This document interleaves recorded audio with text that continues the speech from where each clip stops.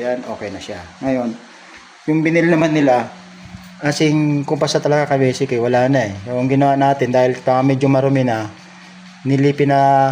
daanan ko ng liha kahit paano para matanggal yung mga kaunting dumi-dumi. At pinahiran ko siya ngayon ng acrylic emulsion. So, yun. Mukha ng bago ang binil. So, yun. Makintab siya pero hindi siya madulas. Ayan mga ka-basic. Lahat yan papahiran na. Papahiran ko. Yun ka-basic, nandito na tayo sa baba. Basic lang pag-apply ng acrylic emulsion. Acrylic emulsion yan sa basic.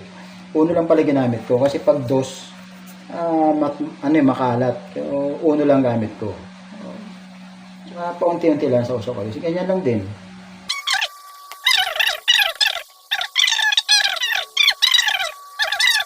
Ayan ka-basic, natapos na natin apply ng acrylic emulsion yung buong step. So bukas isang coating pa natin para mas lalong tumingkad.